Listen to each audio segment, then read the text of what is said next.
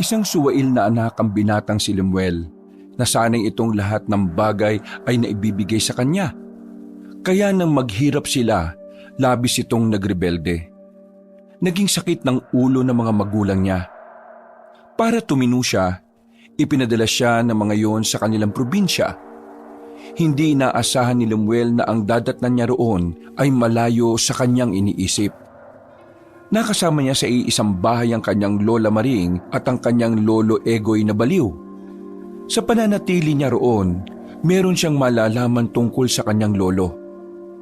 Kalaunan, bibigyan siya nito ng isang bagay na talaga namang magagamit niya sa kanyang pang-araw-araw na buhay. Higit sa lahat, magagamit niya rin sa oras na kakailanganin na niyang ipagtanggol ang sarili sa kasamaan. Ang bagay pala na yon ay isang mutya. Isang mutya na utak lamang ang ginagamit. May kakayahang magpagalaw ng mga bagay kahit hindi ginagamitan ng kamay. Sa pagkatuklas ni Lemuel ng kanyang kakayahan, gamitin niya kaya ito sa kabutihan? O baka mas gamitin lamang niya ito sa kanyang pansariling interes? Ano kaya ang magiging epekto ng mutya sa kanyang buong pagkatao? Ano kaya ang kahihinatnan ng kanyang buhay? Ngayong ang kasama na niya ay ang kanyang lolo na nabaliw ng dahil sa ginawa ng mga aswang.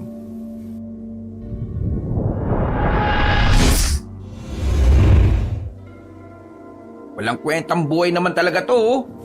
Ano na naman ba kasing ginagawa mo dito sa bahay? Manghihingi ka na naman ba ng pera kay mama? Buwisit. Wala sila dito. Umalis ka na. May mga paparating akong bisita mamaya eh. Bawal matanda dito, no? Hindi ako nandito para humingi ng pera. At wag mo akong paalisin. Ang layo ng binyahe ko tapos kaganyanin mo lang ako. Eh ano ba kasing kailangan mo? Bakit nandito ka na naman? Kailangan kong makausap ang mga magulang mo. Wala nga sila rito. Hihintayin ko. Ay naku, bahala ka nga. Napakasuwail mo na anak. Ano bang nire-rebelde mo? Yang kakapusan ninyo sa buhay? Dahil ba nasanay kang nakukuha mo ang lahat ng gusto mo? Kaya nang humina ang pamilya ninyo nanibago ka ng ganyan. Ano ba pinagsasabi mo? Hindi ka ganyan noong inaalagaan pa kita nung bata ka. Ganyan kasi ang nangyayari kapag maling mga kaibigan ang sinasamahan mo. Naku, huwag ka nga magsalita na parang may alam ka sa buhay ko. May alam ako sa buhay mo. Alam mo kung bakit? Sa tuwing may gagawin kang kalokohan, tatawag sa akin ang mama mo para ikwento ang lahat. Kung anong stress ang nararamdaman ng mama mo nararamdaman ko rin. Ano naman ngayon? Ano naman ngayon? Gusto mong malaman kung anong napagkasunduan namin ng mama mo? Naku, hindi ako interesado. Usapang matanda lang naman yan eh. Hindi pa naman matanda ang mama mo. Pero dahil sa stress niya sa iyo, mukha na siyang matanda. Pero sasabihin ko na sa iyo kung anong mangyayari. Nag-usap kami ng mama mo na doon ka na sa probinsya titira.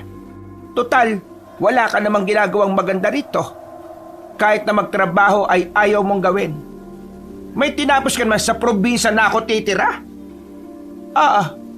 Para mailayo ka sa katarantaduhan mo rito sa Maynila. Sa halip na tumutol ang binata, mas lalo pang sumilay ang ngiti sa muka. Medyo nagtaka si Aling Maring sa naging reaksyon ng kanyang apo. Hindi niya alam kung bakit, pero magandang senyalis yon para sa kanya. Tuwang-tuwa ka yata. Nandun ba si Mariel? Sinong Mariel? Si Mariel, yung lagi kong kalaro noong inaalagaan mo pa ako sa inyo. Si Mariel. Oo, naroon pa siya. Dalaga na rin. Bakit? Sige, sasama ako. Ihanda ako ng mga gamit ko. Hindi ngayon. Mauuna akong bumalik at bahala ka nang pumunta sa probinsya. Di ba gusto mong malaman kung anong itsura ni Mariel? Napapangiti na lamang si Lemuel sa kanyang mga naiisip. Aminado kasi siyang gustong-gusto niyang makita ang kababata niyang si Mariel. Bata pa lang kasi sila, alam na niyang maganda si Mariel. At ngayong mga binata at dalaga na sila, nasisiguro niyang mas maganda na yon. Ang babaeng si Mariel lamang ang nag-iisang dahilan kung bakit gugustuhin ni Lemuel na bumalik sa probinsya. Wala nang iba pa. Nangako kasi siya noong bata pa siya na babalik siya kay Mariel. At palagay niya, ito na ang tamang pagkakataon para tuparin yon.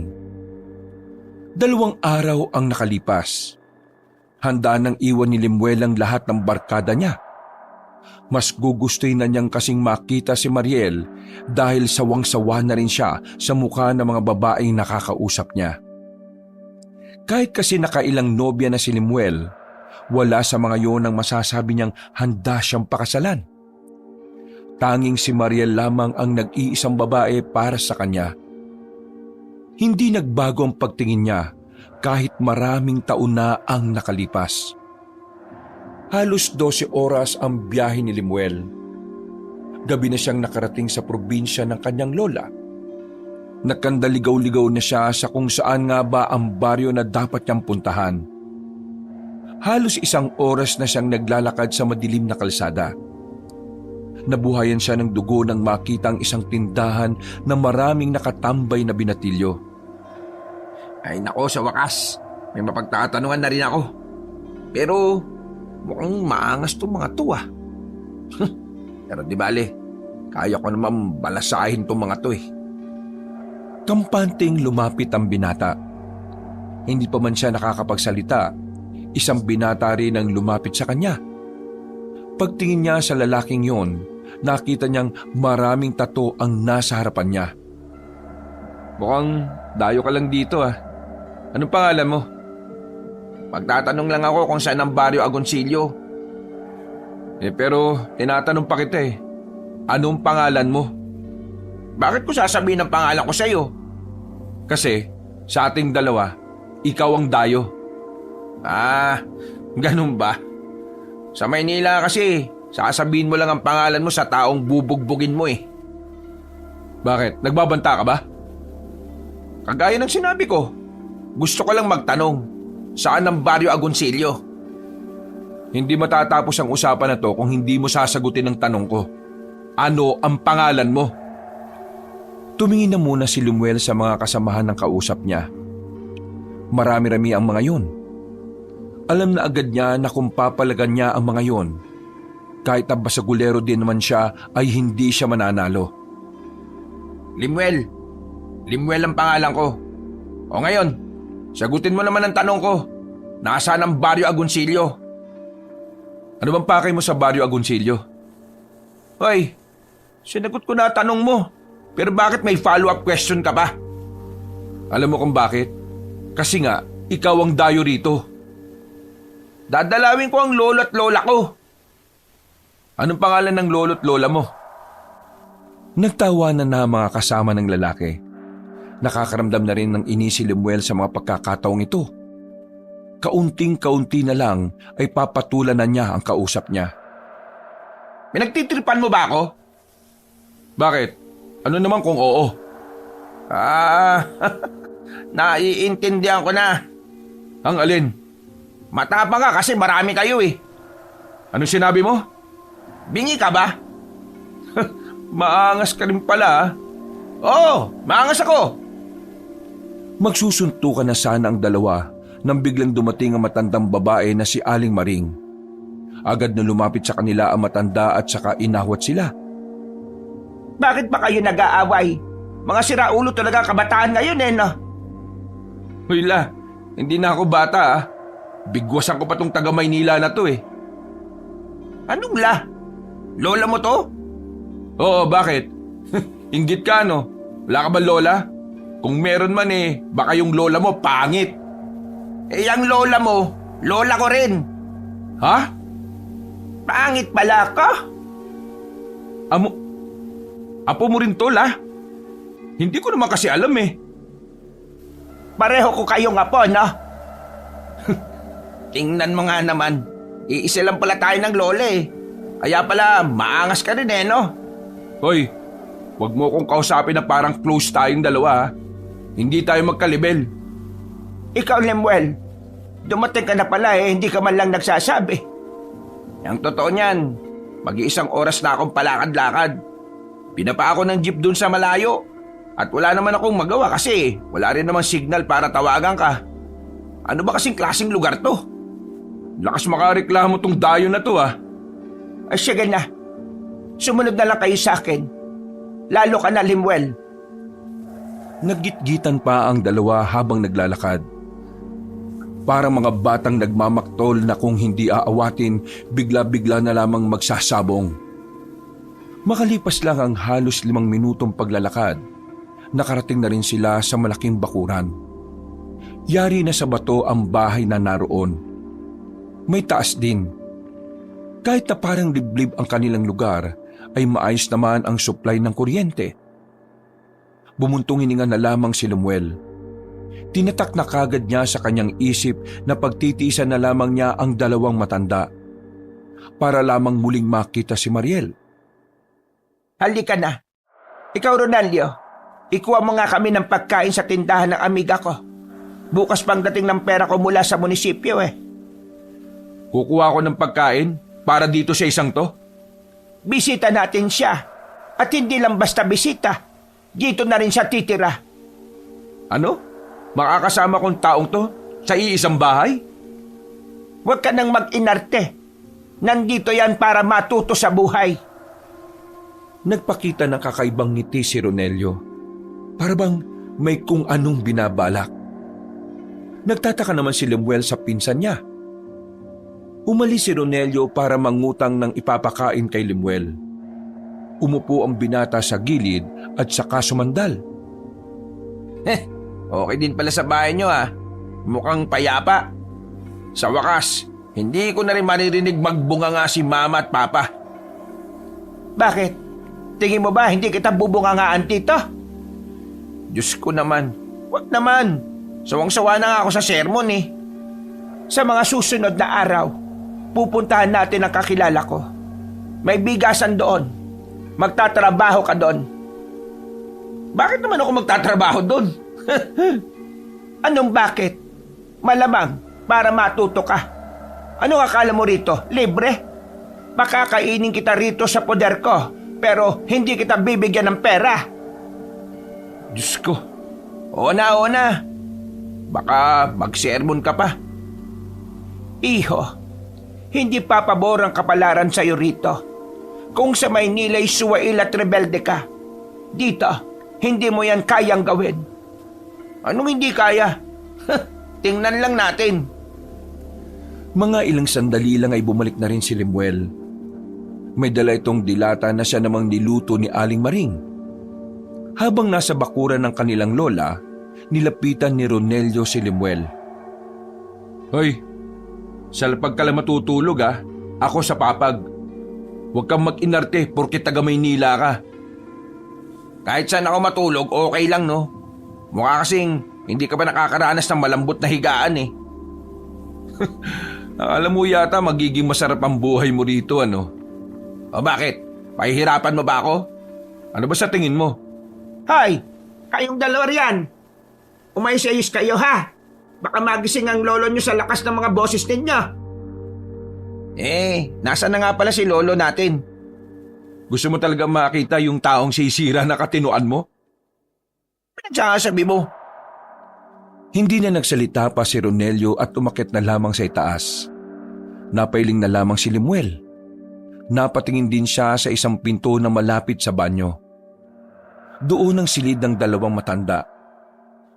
Bagyang nakabukas ang pinto, kaya nakita ni Lemuel ang paa ng matandang lalaki. Lumapit siya roon.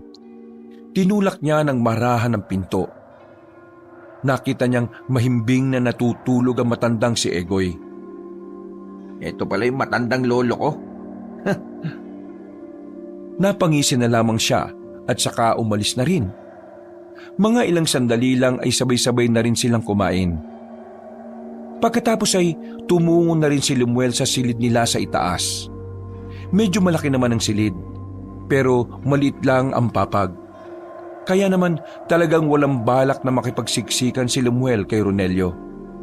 Mas gugustuhin niya pang sasahig. kesa magkapalitan pa sila ng muka ng kanyang pinsan. Naglatag na lamang ng banig ang binata. Isang unan lang ang binigay sa kanya ni Ronelio. Hindi na lang din siya umangal para wala ng away. Gustong-gusto na rin kasi niyang matulog. Pahinga ang gusto niya at hindi ang pakikipagbangayan. Bukas ng umaga, mag-igib ka ng tubig sa drum ha. Bakit di mo gawin? Ikaw nakaisip eh. Matuto kang kumilos dito. Hindi ka prinsipe dito ha. Ay naku, manahimik ka na nga lang.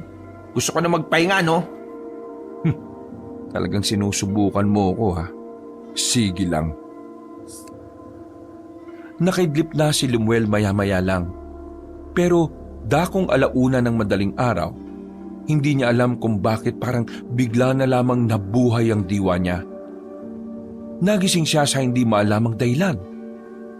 Pagtingin niya kay Ronelio, mahimbing na itong natutulog. Malakas pa nga kung humilik. Naramdaman niyang nanunuyo ang kanyang lalamunan. Kaya naman bumangon siya para kumuha ng tubig sa baba. Pero pagdating niya sa sala, nakita niyang nakaupo na sa maalikabok na sofa ang kanyang lolo Egoy. Medyo madilim dahil patay na ang ilaw doon. Ang tanging liwanag na lamang na tumatama sa mukha ng matandang lalaki ay ang liwanag na nagmumula sa labas ng bintana. Ikaw! Ikaw nga! Ikaw nga yon! Ha? Ikaw nga! Tama! Ikaw nga! Aba, baliw ba to? Maglalaro kayo ng mga halimaw na. Ikaw ang magmamana ng liwanag at ilaw. Ikaw lang ang pwede at wala ng iba. Ano pinagsasabi nito? May sayad nga siguro to. O baka naman, lasing lang. Hindi na sana papansinin ni Lemuel ang kanyang lolo nang bigla na naman itong nagsalita. Ikaw ang suga. Ikaw ang tatalo sa mga nilalang na pilit nang hihimasok sa kapayapaan ng sanlibutan. Ikaw nga! Ikaw ang makakapuksa sa mga nilalang na kung tawagin ay aswang! Muling hinarap ni Lemuel ang matanda.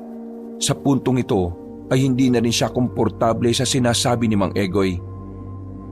Bakit ba hindi ka na lang matulog? Madaling araw na. Walang puwang ang pagtulog sa isip kong iniisip ang mga bagay na hindi mo maiisip kahit sa panaginip. Ano? Hindi kita maintindihan. Huwag mo na nga lang ako kausapin. Kailangan mo ang mutya, apo ka. Kailangan mo ang mutya sa iyong paglalakbay at pakikipagsapalaran sa tunay na habon ng buhay. Eh naku, bahala nga sa buhay mo. Kung ano-anong pinagsasabi mo dyan. Bumuntong hininga na lamang si Lemuel. Naglakad na lamang siya patungo sa lagayan ng tubig. Hanggang sa makainom siya, ay nakatanaw pa rin sa kanya ang lolo niya. Napapailing na lamang siya. Wala naman siyang dapat pakialam sa matanda. Pero napapaisip din kasi siya kung bakit ba ganoon ang takbo ng utak ng kanyang lolo. Bumalik na lamang siya sa itaas. Hindi na lang sana niya pagtutuunan ng pansin ang sinabi ng matanda, pero paghiga niya, bigla na lamang nagsalita si Ronelio. Hindi niya alam na nagising pala yun nang bumangon siya. May depresya sa pag-iisip si Lolo Egoy. Ganitong oras, nagigising siya at tumatambay sa baba. Kaya sigurado akong kinausap ka niya, no? Baliw ba yun? Pangit pakinggan kapag baliw. Nasiraan ng bait pwede pa. Bakit? Anong nangyari sa kanya? Hindi ko rin alam. Sabi ni Lola Maring bata pa ako nang masiraan ng bait si Lolo. Pero wala siyang sinasabi kung ano ba talaga ang dahilan Kahit ang iba natin mga kamag-anak, hindi rin naman nagsasalita. Bakit hindi nyo nalang dalhin sa mental hospital? Hindi mauna ka. Tingin mo, papayag si Lola? Aba, ewan ko. Bakit ako tinatanong mo? Nandito lang naman ako para sa isang tao, no? Sino ba? Bakit kailangan mo pang malaman? Teka nga. Huwag mo nga akong kausapin na parang close tayong dalawa, Aba, sinusubukan kong pakisamahan ka kasi yun ang sabi sa akin ni Lola. Kaya huwag kang mag-inarte dyan, no? May pakialam ko. Huwag mo nga akong kausapin. Matutulog na ako. Bangunguting ka sana. Babangungutin talaga ako kung mukha mo makikita ko. Nagsaklob na lamang ng kumot ang binata at muling nakabalik na sa pagtulog. Nung mga sandaling yon, masarap ang tulog ni Lemuel kahit na medyo naninibago. Kinabukasan, maaga siyang naligo at nagbihis. Hindi na siya makapaghintay na makitang muli si Mariel. Sabik na siyang magpakilala at ipaalam na makababata sila ng dalaga. Aba, may lakad yung palamunin ah. Palamunin ka rin naman ah. Ang pagkakaiba lang natin, wala kang lakad. Nagpaalam ka ba kay Lola? Ano ako bata? Huwag mo akong pakilaman. Ngumisi na lamang sa kanya si Ronelio. Naglakad na rin siya palabas matapos ayusin ang pagkaka-brush up ng kanyang buhok. Pinagtitinginan siya sa daan. Hindi kasi pamilyar ang mukha niya sa mga taga roon, kaya alam agad ng ibang mga tambay na taga Maynila siya. Habang naglalakad, isang lalaki ang nakasalubong niya. Hindi niya alam pero pamilyar ang lalaking yun sa kanya. Napatigil ang lalaki nang harangin niya ito at tingnan na maigi. Nakasalubong pa ang kilay ng lalaki dahil sa pagtataka. Ano bang problema mo? Gusto mo bang masaktan, ha? Hindi. Minumukhaan lang kita eh. Para kasing pamilyar ka sa akin eh. Bakit? Sino ka ba? Ako si Lemuel. Paki ko. Sandali! Ano ba? Storbo ka eh. Ikaw ba si Toto? Bakit mo alam ang pangalan ko? Sabi mo nga sa akin, ikaw ba kapatid ni Mariel? Oo, ako nga.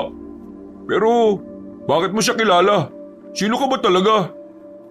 Ako to, si Lemuel, yung kababata ni Mariel. Nandito ko nung 9 na taong gulang pa lang ako.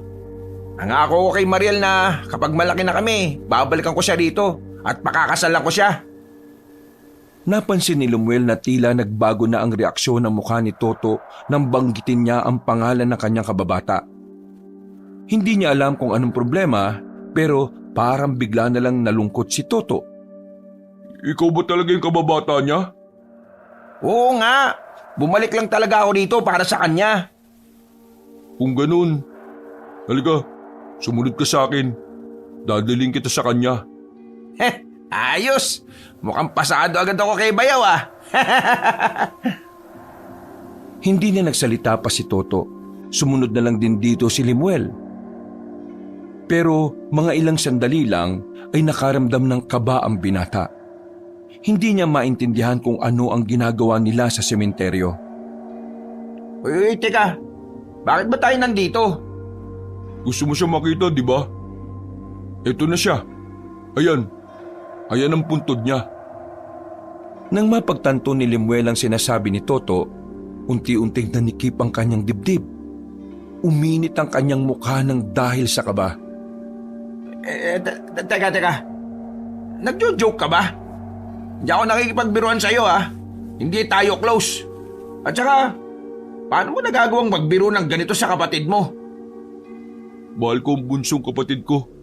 Tingin mo gagawa ko ng ganitong kalokohan kahit na alam kong patay na siya? Totoo sinasabi ko.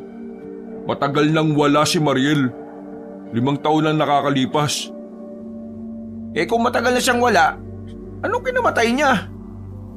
Maniniwala ka ba kung sasabihin ko sa'yo? Eh sabihin mo na nga kasi. Gabi nun, papauwi si Mariel galing sa pinuntahan niyang debu. Pero habang naglalakad siya pa uwi, may umataking mabangis na nilalang sa kanya. Anong nilalang naman yan? Putik naman oh. Sabihin mo na kasi. Aswang! Inatake siya ng aswang nung gabing yun. Merong nakakita. Ang sabi ng nakakita, isang lalaki may maabang dilang lumundag sa kapatid ko at pagkatapos, nilapa na siya. Winakwak niya siya ni Mariel. Wala siyang kalaban-laban. Nagulat na lang kami kinaumagahan. Nakatakip na siya ng dahon ng saging. Wala nang... Kalokohan yung sinasabi mo. Ang sabi ni Lola, buhay pa si Mariel eh. Huwag mo na siyang itago sa akin oh. Si Raulo! Nandiyan na nga siya sa puntod na yan eh. Hukayin mo kung gusto mo! Iiling-iling ang binatang si Lemuel. Hindi niya matanggap ang nalaman niya. Kaya naman, agad-agad siyang umalis sa sementeryo. Kailangan niyang makausap si Aling Maring. Kailangan niyang malaman kung ano ba talaga ang totoo. Saktong nasa bakuran nila si Aling Maring nang dumating si Lemuel. Walang sinayang na pagkakataon ng binata. Hinarap niya agad ang matandang babae. Bakit ka nagsinungaling sa akin? Ano bang pinagsasasabi mo dyan? Dahil sa paggalit at malakas na tinig ni Lemuel, napalabas na ng bahay si Ronelio. Lumapit ito sa kanila. Hoy, wag mong sigawan si Lola ha. Wala kang galang ha. Huwag kang makialam dito. Wala kang alam. Abay, bastos ka talaga. Tumigil nga kayo, Lemuel. Ano ba sinasabi mo? Sinabi mo sa akin na nandito pa si Mariel. Pero ang sabi ng kuya niya, 5 taon nang patay si Mariel. Sabi mo nga sa akin kung ano ba talaga ang totoo. Umamin ka nga. Huminga ng malalim si Aling Maring bago ito nagsalitang muli. Totoo. 5 taon nang wala si Mariel. Bakit ka nagsinungaling sa akin? Niloko mo ako. Bakit mo yung ginawa sa akin? Dahil yun lang ang alam kong paraan para makapunta ka rito, Apo. Pinagmukha mo akong tanga. Alam mo ba yun? Pinaasa mo ako. Alam mo ba kung gaano kasakit sa akin na umasang makikita ko siya? Pero ang totoo matagal na palang wala si Mariel. Hindi mo man lang ba naisip kung ano mararamdaman ko? Patawarin mo ako, Apo. Patawarin? Pinaglaruan niyo ako. Ginawa niyo akong tanga. Bakit? Ito na ba ang parusa mo sa akin dahil sa mga kagaguhan na ginawa ko sa Maynila? Sino ka para parusahan ako? Lola lang kita. Hindi kita magulang. Hoy, bunganga mo. Manahimik ka. Hindi kita kinakausap. Wala kang alam dito kaya huwag kang sumabat. Binabastos mo na yung taong nag-alaga sa akin Hinawakan ni Ronelio sa kwelyo ang binatang si Lemuel. Idinikit nito sa dingding. Galit na galit si Ronelio. Nanlalaki ang mga mata nito at nanlilisik. Wala kang karapatan na mambastos dito ha. Sampid ka lang dito. Sinapak ni Ronelio si Lemuel sa muka. Susundan pa sana nito ng maraming suntok ang binata pero biglang narinig nilang nagsalita si Mang Egoy. Napatigil sila. Tinulak ni Lemuel ang kanyang pinsan at natuon ang atensyon nila sa matandang lalaki. Huwag kayong mag-away. Hindi niyo ba alam na ang lalaking yan ang magiging tagapagmana ng butya? Egoy, magpahinga ka na nga muna sa silid natin. Sige na. Hindi niya mapipigilan ang nakatadhana sa kanya. Nakaguhit na yun sa propesiya ng mga bathala. Ikaw nga, ang apo kong galing ng Maynila. Ikaw ang magiging pag-asa ng baryong ito. Ano pinagsasabi nitong baliw na to? Sige na, Ronelio. Dalhin mo muna ang lolo mo sa kwarto namin. Pagdating ng kabilugan ng buwan, ang mutya ay biglang magkakaroon ng buhay. Magiging aktibo muli ang kanyang diwa. At kapag nangyari yon, ikaw na aking apo na taga Maynila. Ikaw ang magiging liwanag sa gitna ng kadiliman. Ay nako Lo, malabo yung sinasabi nyo. Sira ulo yan Tara na nga Lo, dadali na kita sa silid nyo para makapagpahinga ka na. Naiwan na lamang si Lemuel at Aling Maring. Hindi pa rin humuhupa ang sama ng loob ng binata. Pero kahit na papaano ay kumalma na rin ito. Binigyan siya ni Aling Maring ng kape.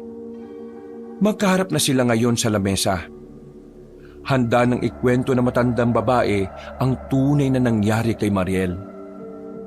2 araw bago mangyari ang lahat, kinausap ako ni Mariel.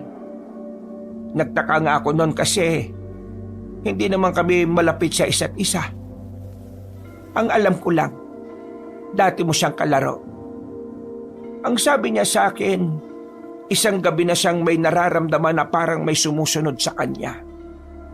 Kapag natutulog naman siya, pakiramdam niya merong nagmamasid sa kanya. Sinubukan niya pang humingi ng tulong sa kilalang albularyo dito sa amin noon.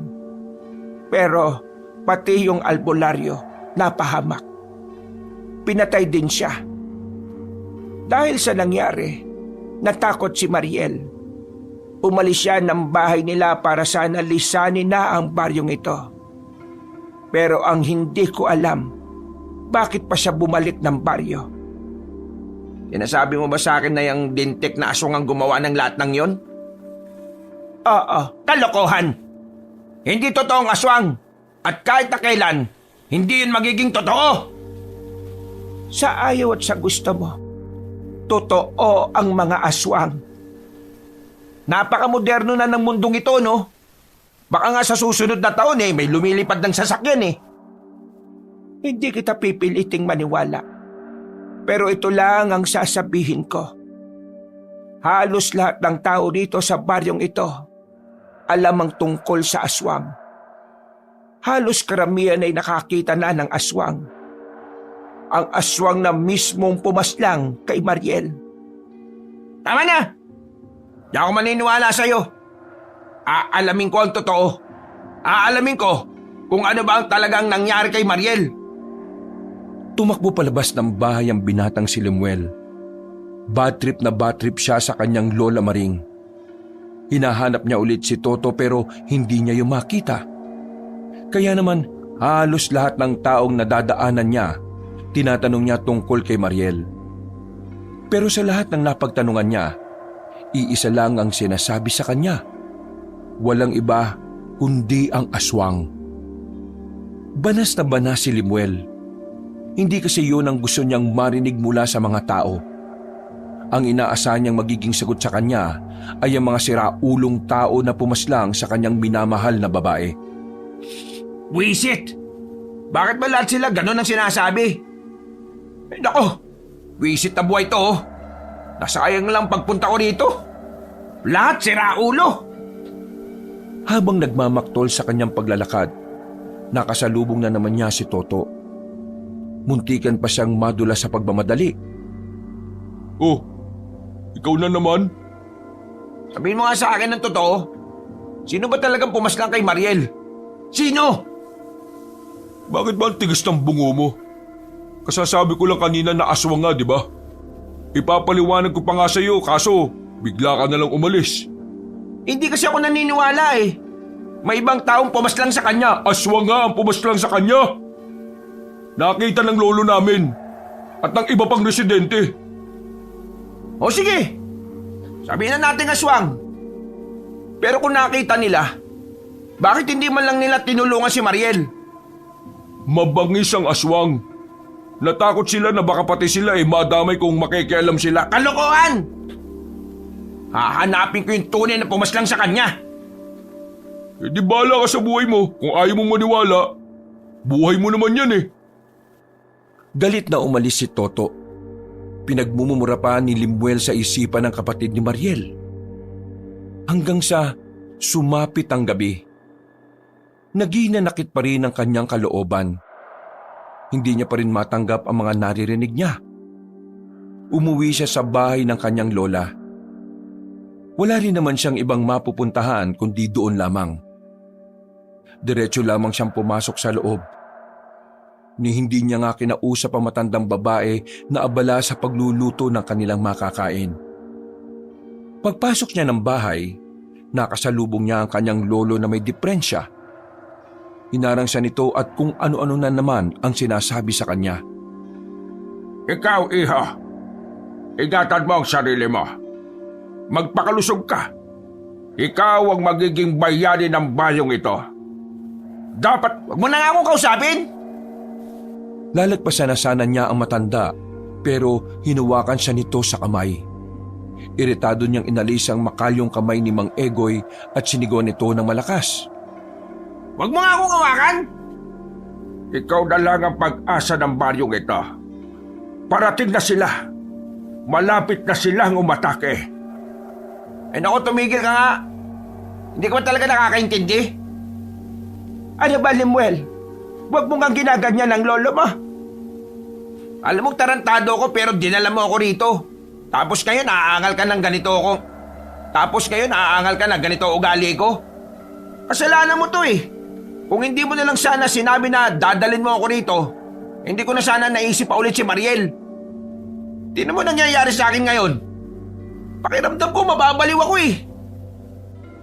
Umaasa ako na sana hindi totoo sinasabi ninyo. Kasalanan mo to eh. Kaya wala kang karapatang magreklamo sa akin. Oh, ano na naman ba to? Wala kang pakialam. Walang iya ka.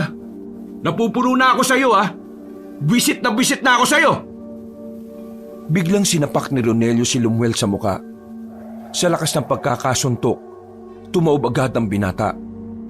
Walang nagawa si Aling Maring sa kanila. Habang si Mang Egoy naman ay patawa-tawa lang sa gilid. Walang alam sa nangyayari. Tumigil na nga kaya.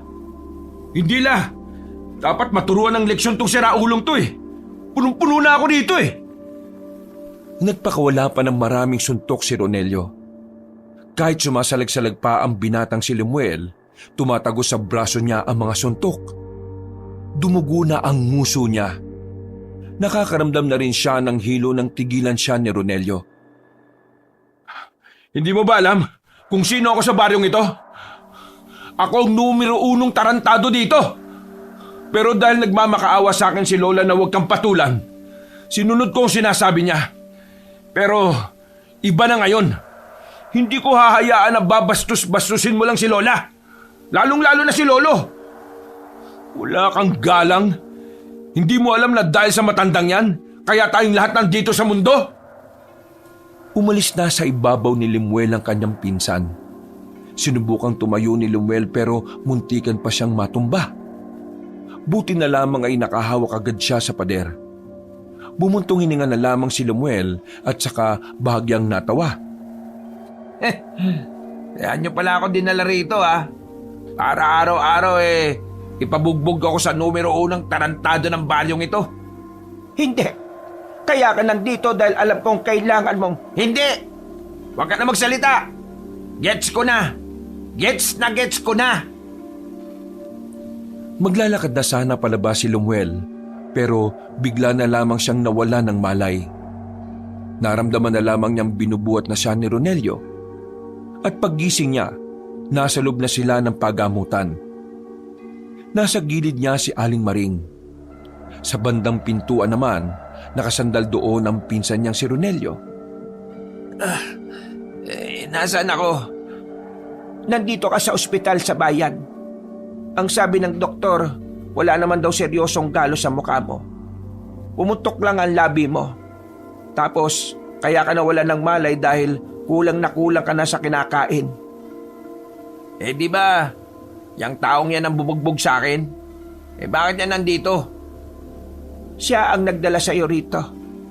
Hindi naman kasi kita kayang bitbitin. Ngumisi na lamang si Lemuel. Galit pa rin siya kay Ronelio. Binabangungot ka ba kanina? Naririnig ka kasi naming parang umuungol. Sa tanong na yun ng kanyang lola, may naalala siyang isang senaryo. Nabalikan niya sa isip ang isang nakakatakot na nilalang na humahabol sa kanya. Isang aswang. Yun ang natatandaan niyang pangalan na naririnig niyang sinisigaw ng isang babae. Wala. Di ako binabangungot. Pwede na ba akong umuwi? Gusto ko na muna matulog. Ang sabi ng doktor, pwede na naman na. Agad-agad na tumayo si Lemuel at bago ito lumabas ng pintuan, tumingin pa ito ng masama kay Ronelio. Hintayin mo kami. Wala ka na rin namang masasakyan papunta sa atin. Ronelio, tawagan mo nga si Toto kung pwedeng sunduin niya tayo rito gamit ang tricycle niya. Agad din namang sumunod si Ronelio. Binanggapan nito ng bahagya si Lemuel nang lumabas ng pinto. Anong oras na ba? Mag-aalas 12 na ng gabi. Ganon ako kahaba nakatulog? Oo. Akala ko nga may masamang mangyayari sa'yo. Pero sabi ng doktor wala naman. Maging sila hindi rin alam kung bakit ang haba mong nakatulog. Hindi na lamang pinansin ni Lemuel ang sinabi ng matanda. Naglakad na lang din siya sa pasilyo. Merong nakabanggaan si Lemuel na isang babae. May itsura ang babae. Maganda at sexy. Mukhang maamo ang mukha. Pero kahit na ganon, wala siyang pakialam. Dahil hanggang sa mga sandaling yon, si Mariel ang nasa puso niya. Bulag ka ba? O sinasadya mo lang na mapadikit sa akin? Pasensya na po. Hindi ko po sinasadya. Napatingin si Lemuel sa hawak-hawak ng dalaga.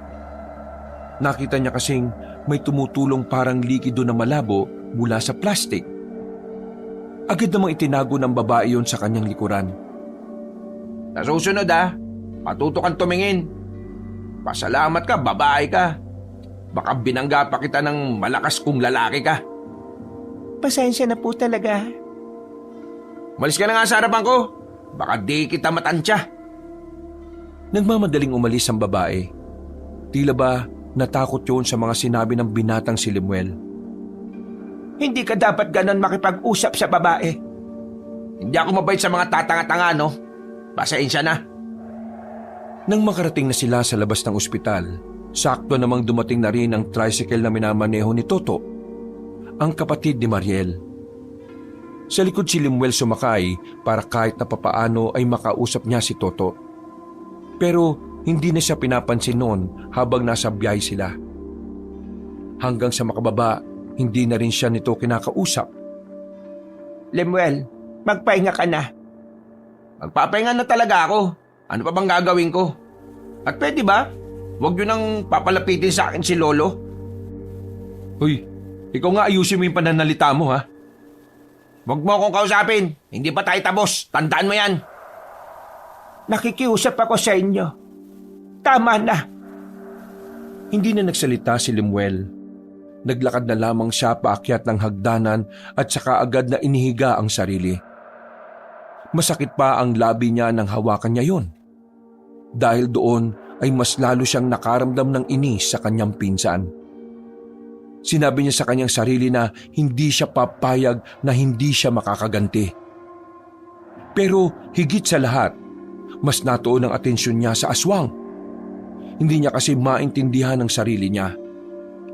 Mula kasi nang managinip siya, para bang may kung anong parte ng utak niya ang bumukas. Para intindihin ang mga bagay-bagay na may kinalaman sa mga aswang. Nakakasar naman ang buhay to. Ang gusto ko lang naman, malaman kung sino ba talaga yung pumatay kay Mariel Pero, bakit litaw ng litaw yung aswang na to sa utak ko? Niyakap na lamang niya ang unan.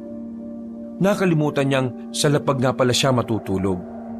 Pero dahil masakit ang mukha niya, lalo na ang kanyang labi, wala na siyang pakialam kung magalit pa ang kanyang pinsan. Maimbing na natulog si Lemuel.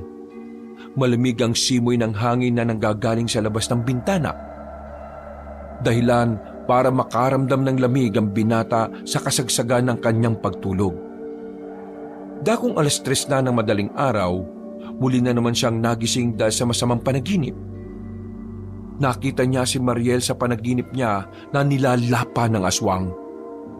Hingal na hingal ang binata. Nagising din si Ronelio na nakahiga sa sahig. Ano bang problema mo? Bakit ka ba nagsisigaw? Napansin ni Ronelio na parang nahihirapang huminga si Lemuel. Kaya naman nakuha na agad ng binata kung ano ang nangyayari. Binabangungot ka na naman siguro, no? Sayang, di ka pa natuluyan. Si Mariel nakita ko. Matagal nang patay yung tao. Patahimikin mo na. Nakita ko siya sa panaginip ko. Nilalapa siya ng aswang habang nakatingin siya sa akin. Hindi ka kasi naniniwala sa aswang Kaya hanggang sa panaginip mo, pinupwersa kang maniwala. Saan ko ba makikita yung aswang na yan? Ano? Hinawakan ni Lemuel ang kwelyo ni Ronelio at saka muling nagsalita. Sabihin mo sa akin, saan ko makikita yung mga aswang? Pakapatayin ko sila. Bitiwan mo nga ako. Ang baho ng hininga mo. At saka, pinagsasabi mo, haharapin mo mga aswang? Alam mo ba kung gaano sila kadelikado? Sira din pala tuktok mo no? Wala akong pakialam kung gaano sila kadelikado. Basta, ituro mo sa akin kung nasan sila. Hindi ko alam. Kung alam ko lang, di tuturo ko talaga sa'yo para mamatay ka na talaga. Hindi nga totoo, aswang. Totoo nga ang mga yun. Sadyang hindi mo lang talaga sila basta-basta mahahanap. Huwag kang mag-alala. Kapag naalaman ko kung nasaan ang mga aswang, ituturo ko kagad sa'yo. Para naman mamatay ka na. At wala nang konsumisyon dito sa bahay. Ituro mo kagad sa akin kapag nalaman mo, ah. Hindi ko sila mapapatawad sa ginawa nila kay Mariel. Dahil sa panaginip, naniniwala ka na ngayong totoo sila. Okay ka rin ah. Sana lagi kang bangungutin para araw-araw kang naniniwala. Muling humiga si Ronelio at tinalikuran siya. Napabuntong hininga na lamang din si Limuel. Si Lolo, di ba ang sabi mo, nabaliw siya dahil sa mga aswang? Ano ba nangyari? Muling bumangon si Ronelio at saka umupo. Sa puntong ito, tila nakalimutan na muna nila ang hidwaan nila sa isa't isa. Wala pa rin sinasabi sa akin si Lola hanggang ngayon eh. Pero nitong nakaraan, binabanggit ni Lolo Egoy ang mga pangalan ng mga kaibigan niya. Naintriga ako, kaya nagalungkot ako sa silid nila ni Lolo at Lola. Doon, may mga nakita akong parang diary. Nabasa ko ron lahat ng nangyari. Sa diary ni Lola, naalaman ko na kaya pala nabaliw si Lolo. Pinagpapapas lang ng mga aswang ang mga kaibigan niya habang nagiinuman sila. Si Lolo lang ang nakaligtas. Pero 50-50 siya noon. Na makarecover si Lolo, nawala sa sarili. Nalaman ko rin na bago mangyari yon, ito palang si Lolo may pinasok na samahan. Mga antingero daw. Mga gumagamit ng anting-anting at mutya. Si Lolo, meron siyang nakuhang malakas na mutya. Hindi ko alam kung para saan. Yung mutya na yon, yun yung hinahanap ng mga aswang. Naalaman yatang nasa kanya kaya lagi siyang hinahunting nun. Ngayon, wala nang pakialam ang mga aswang sa kanya kasi wala na nga siya sa katinuan, di ba? Nakinig lang si Limuel sa mga sinasabi ng kanyang pinsan. At sa unang pagkakataon, tila ba nagkaroon sila ng maayos na pag-uusap. Sa puntong yon, para bang napagtanto ng binata na maayos din naman pala si Ronelio. Sa isip-isip niya, baka siya lang din naman talaga ang problema. Naisip niya rin na kailangan niyang makisama. Nang sa ganun, mas mapadali ang hustisya para sa pinakamamahal niyang babae. Makalipas ang ilang araw, kitang-kita ang pagbabago sa mga kilos ni Limuel. Mahinahon na itong nakikipag-usap sa kanyang lola at lolo. Hindi na rin siya masyadong nakikipagbanggaan kay Ronelio. Pero paminsan-minsan, hindi talaga maiwasang magtuksuhan at maglaitan. Hindi pa naman sila magkasundo ng kanyang pinsan, pero masasabi niyang hindi na sila gaya nung una. Apo, Limuel, kumusta naman ang unang araw mo sa pagbubuhat sa bigasan? Napagod ka ba? Eto naman, siyempre lang napagod ako. Di naman ako sanay sa mga ganong trabaho eh. Pero siyempre, pipilitin ko para naman hindi na puro negatibo ang isinusumbong mo kila mama. Masaya akong nagiging ganyan na katino ang pag-iisip mo. Ginagawa ko naman ang lahat ng ito para kay Mariel eh. Kailangan ko siyang mabigyan ng hustisya para matahimik na rin ang kaluluwa niya. Pero apo, aswang ang makakalaban mo. Ayaw kong magaya ka sa lolo mo. Nasabi ko naman di ba sa iyo ang tungkol sa lolo mo? Huwag, pakiusap. Huwag ka nang gumaya sa kanya. Pero buo na ang loob ko. Tingin ko, kaya rin ako narito para kay Mariel eh. Mas may malalim pang dahilan kung bakit kailangan mong kalabanin ng mga aswang. Napalingon na maglola nang pumasok si Toto at Ronelio sa bahay. Nagsalubong naman agad ang kilay ni Limuel. Hindi niya kasi maintindihan kung bakit bigla na lamang lumilitaw ang tinatawag niyang bayaw. Bubuo kami ng samahan na lalaban sa mga aswang. Sumali ka. Lola, nakatanggap kami ng usap-usapan mula sa kabilang baryo. Yung mga aswang daw, papaslangin lahat ng pamilyang may kinalaman sa dating samahan ng mga antingero. Alam mo naman na halos karamihan sa mga nakatira dito, ang mga lolo o lola nila ay mga antingero. Gagawin nila yon para wala na magpatuloy ng nasimulan ng mga antingero nun. Pero, delikado ang gagawin ninyo. Mas delikado kung wala tayong gagawin. Sige, sasali ako. Limuel, alam kong gustong-gusto mong makalaban ng mga aswang dahil sa kapatid ko. Pero gusto ko lang din ipaalala sa'yo na mas magandang mas isipin mo ang kapakanan ng mas nakakarami. Huwag mo nga akong diktahan kung kanino ko gustong ialay ang pakikipaglaban ko, ha? Basta sasali ako sa inyo. Lalaban ako sa mga aswang at pakapatayin ko yung mga aswang na yan. Hayaan mo na siya, Toto. Ang mahalaga may pandagdag tayo sa mga miyembro. Isasali ko rin yung tropa ko. Diyos ko, kinakabahan ako sa mga ginagawa ninyo. Lola, Tingin ko dapat sabihin nyo na kay Limuel yung tungkol sa mutya. Nagbagong reaksyon ng mukha ni Aling Maring sa sinabing yon ni Ronelio. Tila ba hindi to handa? Mahalata sa mukha nito ang pagdadalawang isip. ano ba yung tungkol sa mutya na yan?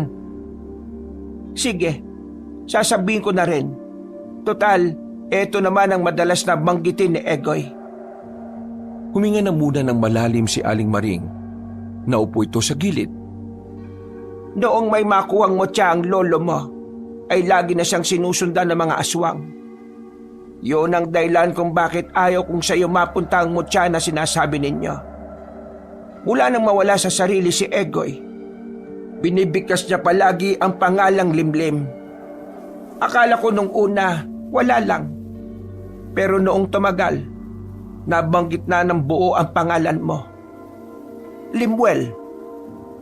At ayon sa lola mo, isa sa mga kamag-anak natin ang makakagamit ng mutya. At ikaw nga yon. Ha? Bakit ako nasa Maynila naman ako?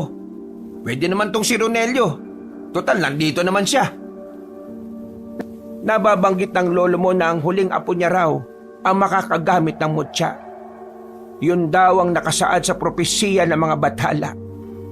Kaya naman, yun din ang isa sa mga dahilan kung bakit kita pinapunta rito. Para kahit bago man lang mawala ang lolo Egoy mo, makita ka niya at mabigay niya na ang mutya sa iyo. Bago mamatay? Bakit? May sakit ba siya? Wala siyang sakit, pero may mga itim na salamangka na unti-unting nagpapahina sa katawan niya. Nung araw kasi, sa pagkakabasa ko sa diary ni Lola Maring, ginamit ni Lolo Egoy ang pinagbabawal na ritual. Naglalaman kasi yun ng mga itim na salamangka. Pero noong mga panahon kasi na yon, yun na lang din ang tanging paraan para maprotektahan niya ang mga anak niya. Ang mga magulang natin. Ayon pa sa pagkakaintindi ko, dahil nga delikado, ang nagbayad naman ang kalusugan niya. Hindi namin namalayan na kaya pala unti-unting nangangayayat si Lolo ay hindi dahil sa katandaan, kundi dahil yon sa itim na mahika na kumakain sa katawan niya. Matagal nang kinakain ng itim na mahika ang katawan ng lolo ninyo. Dahil ilang taon na rin ang nakakalipas. Hindi na rin kakayanin ni Egoy ang negatibong kapangyarihan ng itim na mahika. Hindi ko alam kung paano gagamitin yung mutya na yan. Kahit kami rin naman hindi namin alam. Matagal na kasing wala sa samahan ng lolo mo. At saka ko lang din naman nalaman na naging miyembro siya ng mga antingero at manunugis. Kaya naman, wala siyang nasabi sa akin na kahit na ano tungkol sa paggamit ng mutya noong matino pa siya. Ay naku, bahala na. Dalhin niyo na lang ako sa kanya. Pumunta sila sa silid ni Mang Egoy. Naabutan nila ang matanda na hawak-hawak na ang puting bato na halos kasing laki na ng piso. Tumingin sa kanila ang matanda at tumiti ng malapad. Para itong batang masaya. Pero nakikita ni Limuel sa mata ng kanyang lolo ang pananabik. Egoy, mahal, narito na ang apo mong si Limuel. Gusto ko niyang makausap. Limuel, alika, laro tayo. Ako aswang, ikaw tagapangalaga ng mutya. Sakyan mo na lang. Ha? Sige. Ayun na itong mutya. Kapag ginamit mo yan, magiging Superman ka. Alam mo ang Superman? Ikaw yung may kapangyarihan. Kaso, ibang Superman ka. Hindi ka lilipad. Sige. Bigyan mo na sa akin ng mutya. Tapos, turo mo sa akin kung paano ko gagamitin yan. Hindi. Hindi ko ituturo sa'yo. Kasi di ba sa larong ito ako ang aswang, ikaw ang tagapangalaga ng mutya. Kaya dapat malaman mo sa sarili mo paano gamitin ang mutya. Lolo, sabihin na natin hindi ka aswang. Isa ka lang naman pangkaraniwang tao na gaya ko Ililigtas kita sa aswang, gano'n na lang. Alam mo kung paano gamitin ang mutya, di ba? Pero ako hindi, kaya ituturo mo sa akin. Oo, sige. Ituturo ko sa'yo. Halika. Umalis sa papag ang matanda. Hinawakan niya si Lemuel sa kamay at dinala sa bandang harapan ng aparador. Binuksan ng matanda ang aparador at bumungad sa kanila ang espadang walang talim. Tanging hawakan lang ang meron. Para gumana ang mutya, kailangan mo ang espadang yan. Talaga? Wala namang talim to. Paano yan? Kailangan mong mag-ensayo. Kailangan mo lumakas. Kailangang malakas ang katawan mo para hindi ka iwan ng mutya. Para maprotektahan mo lahat ng mahal mo. Huwag kang gagaya sa akin. Lahat ng kaibigan ko namatay dahil sa akin. Sa puntong ito, nag-alala na sila para sa matanda. Bigla na namang naiyak ang matanda na para bang isang bata. Lalapitan sana ito ni Aling Maring pero sinenyasan lamang siya ni Lemuel. Lolo Egoy, alam mo ba na dahil sa'yo, pwede mo mabigyan ng hustisya ang pagkawala ng mga kaibigan mo? At ganun din sa akin. Pwede ko rin mabigyan ng hustisya ang pagkawala ng babaeng pinakamamahal ko. Kaya naman, kailangan natin magtulungan, Lolo. Ituturo mo sa akin kung paano gagamitin ang mutya. Kayong bang maituro sa akin yon? Umiling-iling ang matanda. Sumiksik ito sa gilid ng aparador at kumagat-kagat ng kuko. Kung tuturo ko sa'yo, baka ikaw ang mapahamak. Ikaw ang pag-iinitan ng mga aswang. Hindi pwede. Baka mamatay ka. Kawawa ka naman. Hinawakan ni Lemuel sa balikat ang matandang lalaki nang makitang tila natataranta na ito. Mahinahong nagsalita si Lemuel. Sobrang layo sa dating Lemuel na laging barumbado magsalita. Lolo Egoy, di ba sabi mo, ako ang tagapagligtas? Natural lang na masasaktan ako sa laban. Dahil ang tunay na tagapagligtas, handang ibuwis ang buhay niya para sa mga tao. Di ba, tama naman ako? Oo nga. Tama ka. Ang galing mo. Di, ituturo mo na sa akin kung paano gagamitin ang mutya. Paano? Sandaling namayani ang katahimikan. Tila kasi may iniisip na kung ano si Mang Egoy. Napahawak pa ito sa sentido. Mga ilang sandali lang, bigla na lamang itong nagsalita ng pasigaw. Alam ko na! Kumuha ng maikling tali si Mang Egoy at kinabit ang mutya doon. Ginawa nitong kwintas ang mutya at saka isinuot kay Lemuel. Isuot mo lagi yan. Tapos, dapat matapang ka. Huwag kang panghihinaan ng loob. At saka dapat magtiwala ka sa mutya. Ha? Ganun ang gawin mo. Yun lang ba ang gagawin ko? Magtiwala. Tama. Pagkatiwalaan mo ang mutya. Lo, ano pa ang kailangan kong gawin?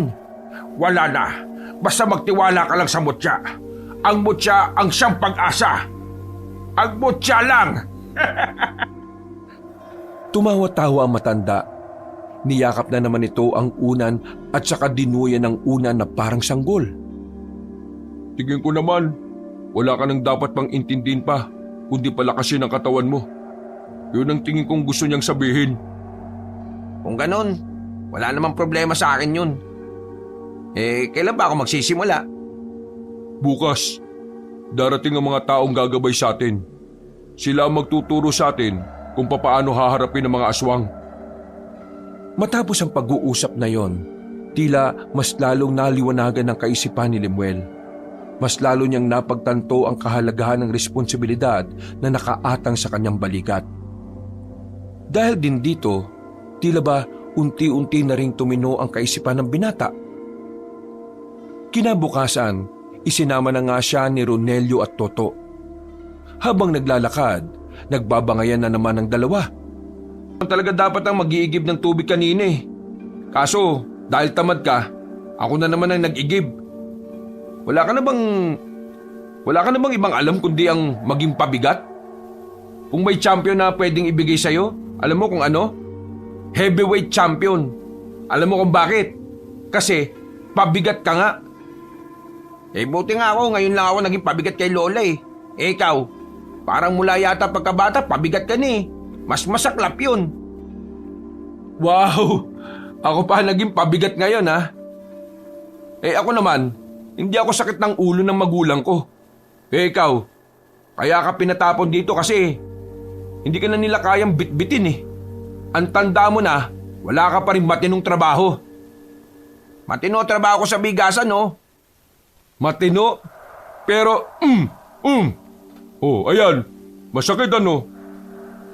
Binutukan ni Toto ang dalawa dahil dito ay natahimik ang mga yon. Napapakamot na lamang sila sa ulo nila. Kung hanggang mamaya sa pag-iensayo ay nag-aaway kayo, wala tayong mapapala. Pag tinunga kayo, parang hindi kayo magkadugo ah. Ewan ko ba dito kay Ronelio? Hinggit yata to sa akin eh, dahil mas gwapo ako sa kanya. Ha? Mas gwapo? Saan banda? Sabing tumigil na kayo, batukang huli kayo. Nakarating na rin sila sa Kalbong Palayan. Naghihintay na sa kanila ang iba pa nilang kasama. Naroon na rin ang mga miyembro ng gang ni Ronelio. Mga kasama, sisimulan na natin ang kilusan kontra sa mga aswang. Ngayong araw, magsasanay tayo sa tulong ng mga kakilala natin mula sa ibang baryo. Sila ang mangunguna sa pag-iinsayong ito. Sumang-ayon naman ang mga kasamahan nila. Kaya ilang minuto lang ay inihanda na rin nila ang pagsasanay. Aminado si Lemuel noong mga sandaling yon na para siyang tanga sa gilid. Kahit kasi anong gawin niyang panonood, hindi niya makuha-kuha ang mga tinuturo sa kanila. Interesado naman siya, pero sadyang mahina ang utak niya pagdating sa pagkakabisado. Konsumido na sa kanya si Toto. Nakakailang oras na kasi sila, pero hanggang sa mga sandaling yon, nasa pinakaumpisa pa lang si Lemuel. Uy, hindi porke may mutya ka. Hindi mo seseryosohin itong pagsasanay natin ha? Bakit? Tingin mo ba sasama ako dito kung hindi ako seryoso? Ba't di ka makasunod? Ano ba problema mo? Hindi ko alam. Kahit na anong gawin kong pag-aaral hindi ko pa rin matandaan kung paano eh. Mapag-iiwanan ka kung ganyan ka. Kahit may mutya ka, kung wala kang alam sa pakikipaglaban, may mahirapan ka pa rin.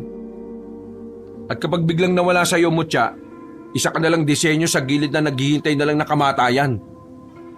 Kaya nga mas mainam na dapat malaman mo kahit kaunti. Napakadali lang, Lemuel. Sundan mo lang yung mga tinuturo nila. Tingin ko, hindi talaga ako para sa mga ganito. Ha? Anong tingin mo sa sarili mo, genius?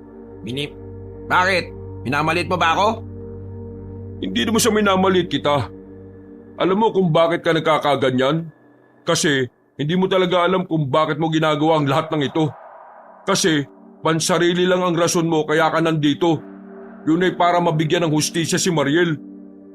Bakit? Hindi ba ganun din naman ang gusto mo? Oo, gusto ko rin mabigyan ng hustisya para sa... Gusto ko rin mabigay ang hustisya para sa kapatid ko. Pero gusto ko rin namang mailigtas sa mga pamilyang nanganganib. Alam ko na kapag nangyari yun, mas matutuwa si Mariel kung nasaan man siya. O sige na, umalis ka na muna rito. Kami na muna mag-iensayo. Bumalik ka na lang kapag maliwanag na sa iyo yung mga bagay-bagay. Nagmamadaling naglakad si Lemuel palayo, ni hindi na siya lumingon ulit. Bumalik na lamang siya sa bahay ng kanyang lola. Pero wala roon si Aling Maring. Ang naabutan niya lamang doon ay ang kanyang lolo Egoy. Nakita niyang nasa sala ito. Tulala, may hawak na larawan. Nang pasimple siyang lumapit para silipin, nakita niya ang nasa larawan. Tingin niya, mga kaibigan niyo ni Mang Egoy na napatay ng mga aswang. Nakita niya ring habang tulala ang matanda, may pumapatak ng luha sa mga mata nito. Lolo Egoy, ayos lang ba kayo? Hindi sumagot ang matanda. Nakatingin lang ito sa malayo na parang hindi nararamdaman ang kanyang presensya. Ay nako, bakit ba ako aasang sasagot to? Aalis na sanang lalaking si Lemuel nang biglang magsalita ang kanyang lolo. Nagtaka siya dahil sa unang pagkakataon mula nang tumira siya roon. Ngayon niya lamang narinig na parang matino ang sinasabi nito.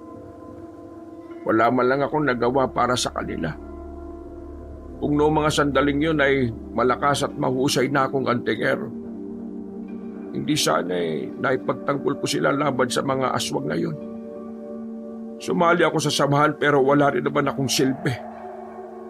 Parapat lang talaga na mawala na lang ako sa mundong ito. Uy, huwag kang magsalita ng ganyan nga. Hindi ko alam kung naririnig o naiintindihan mo itong sinasabi ko Pero kapag nawala ka, malulungkot si Lola Maring, no?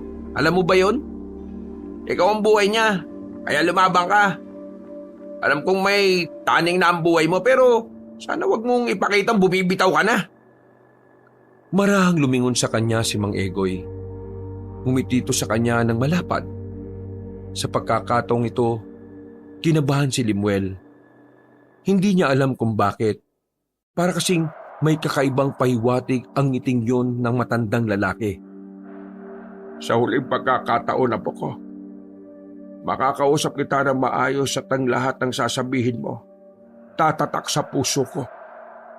Teka lang. Patino ka na ba ulit? Lemuel, ikaw na ang bahala sa mutya. Isa puso mo ito. Gagabayan ka niya sa liwanag. Gagabayan ka niya para magampanan mo ng maayos ang iyong tungkulin.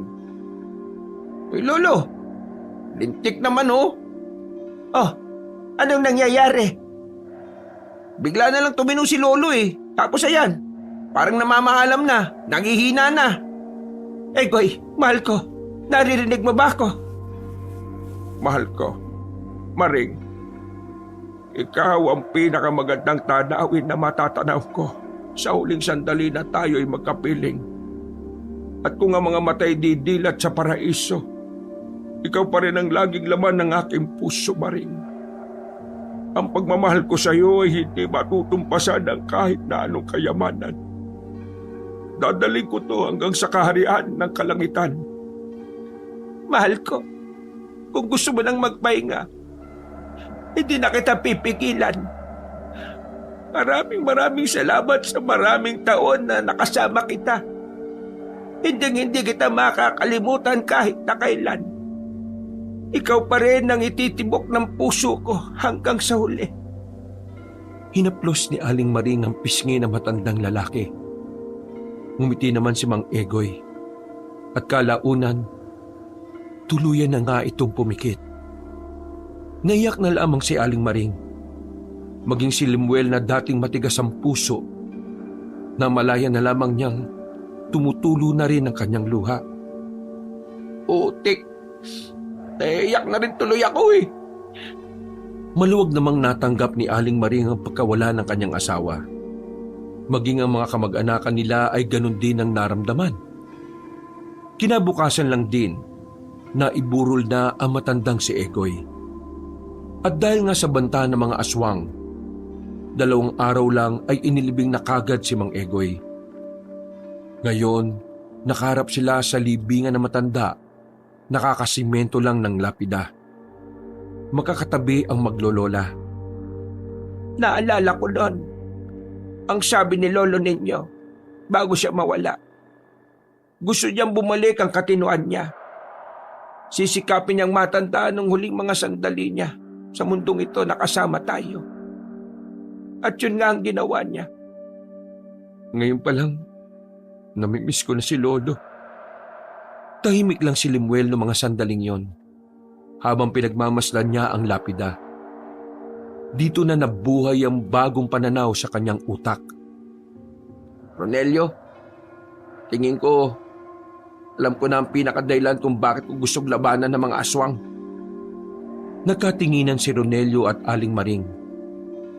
Pagkatapos ng senaryo sa sementeryo, agad na tinungo ni Limuel at Ronelio si Toto.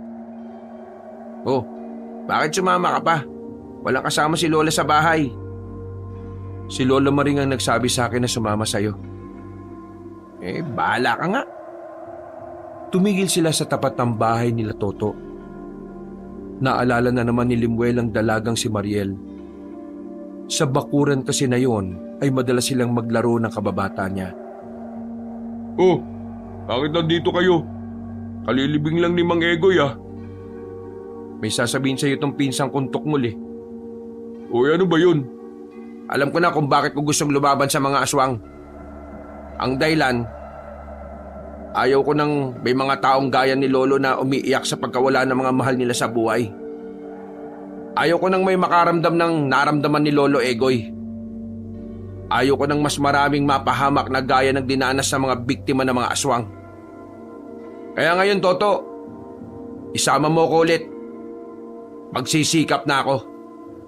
Gagawin ko ang lahat ng makakaya ko. Hindi na nagpatumpik-tumpik pa ang mga binata. Dali-dali na nilang isinagawa ang pagsasanay kasama si Limuel. At sa puntong ito, kahit na papaano ay nagagawa na rin ni Limuel ang makipagsabayan sa pagsasanay. Natapos ang araw na iyon na merong natutunan si Limuel. Gumaan ang kanyang pakiramdam. Dahil pakiramdam niya, unti-unti na siyang nagkakaroon ng pakinabang sa lahat. Sama ka ba mamaya? Nasama saan? Kukunin ko lang yung karne na binayaran ni Lola. Medyo marami kasi yun eh. Kaya ko naman pero mas mabilis kung kasama kita. Di sige. Wow, himala ah. Hindi ka yata nagmamatigas ngayon. Pwede naman kasi tayo magkasundo eh. Naisip ko lang. Aba, gumagana na pala ang isip mo ngayon ah. Basta iwasan mo lang yung ganyang mga salita kasi dyan ako napipikon eh. Di sige. Matapos ang kanilang pagsasanay, ay dumiretso na ang magpinsan sa karnihan. Sa kabilang baryo pa yung kaya medyo malayo-layo ang kanilang nilakad. Habang tinatahak nila ang gilid ng daan, nakasabay nila ang isang babae. Pamilyarang babae kay Limuel. Kung hindi siya nagkakamali, ang babaeng yon ay ang babaeng nakabanggaan niya noong nakaraan. Mga kuya, pwede niyo po ba akong tulungan? Tumigil sila sa paglalakad para kausapin ang dalaga. Dahil hindi talaga trip ni Limuel na kausapin ang dalagang yon, si Ronelio na lamang ang nagsalita. Bakit? May problema ba? Bago lang din kasi ako dito. Tatanong ko lang, saan ba ang daan papunta sa baryo Magiliw? Taga roon kasi ako eh. Naligaw ako kasi may binayaran lang akong utang dito. Baryo Magiliw ba ka mo? Di sumabay ka na lang sa amin. Doon kami papunta eh. Pwede ba yon? Hindi naman ba nakakaya sa inyo? Lalo na sa kasama mo? Ay nako, wag mo siyang isipin. Ganyan talaga yan. Sumabay na sa kanila ang dalaga. Sa kalagitnaan ng kanilang paglalakad, may nararamdamang kakaiba si Limuel sa kanyang mutya. Tila umiinit ang bato sa kwintas niya. Hindi niya alam kung bakit. Bigla lang yun uminit nang makasama na nila ang babaeng si Linda. Linda nga pala ang pangalan ko. Kayo? Ako si Ronelio. Ito naman ang pinsan ko, si Limuel. Magpinsan pala kayo. Kaya pala magkamukha kayo. Magkamuka? Nako, layo ah. Maraming salamat talaga at tinulungan niyo ako. Hindi ko na kasi talaga alam ang daan pabalik eh. Wala na rin namang dumadaan na sasakyan o tricycle para maghatid sa akin. Pasensya na talaga sa abala. Wala naman yun. Siyempre, gentleman naman kami. Hindi naman namin matitiis na pabayaan ka na lang na naglalakad mag-isa. Biglang tumigil si Lemuel. Nagtaka naman ng dalawa. Tumingin ng diretso si Lemuel sa babae. Hinawakan niyang dalaga sa kamay. Sandali, anong ginagawa mo, kuya? Uy, Lemuel, nababastos mo na siya. Akala mo ba maloloko mo ang mutya? Uy, pinagsasabi mo. Mas lalong hinigpitan ni Lemuel ang pagkakahawak sa dalaga. Nang makaramdam na ang babae, agad na kumalas ito sa kanya. Hindi kita maintindihan. Ano ba sinasabi niya? Wala naman akong ginagawang masama ah. Wala pa. Pero mamaya meron na. Lemuel, magsabi ka nga. May galit ka ba dito noon pa? Matagal na ba kayo magkakilala? Sa hindi malamang dahilan, naramdaman ni Lemuel ang kapangyarihan ng mutya. Tiningnan ni Lemuel ang mga kahoy na nakatambak sa gilid. Pinagalaw niya ang mga yon gamit lamang ang kanyang utak. Humambalos ng kusa ang mga kahoy sa dalaga, dahilan para bumalandra ang babae. Lemuel, bakit ka ba nananakit? Aswang ang babaeng yan. Ramdam na ramdam siya ng mutya.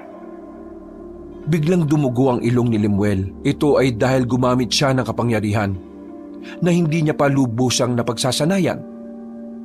Hindi pa nakontento ang binatang si Lemuel. Pinagalaw naman niya ang nakita niyang bato sa gilid. Kusang pumukol ang bato patungo kay Linda. Pero nakailag na ang dalaga sa pagkakataong yon. Ikaw na pala may hawak ng mutya na yan? Sinaswerte yata ako ngayon. Dahil kapag nakuha ko ang mutya na yan, sigurado matutuwa sa akin si Apong. Oo nga, aswang ka nga! Sa likod ka lang.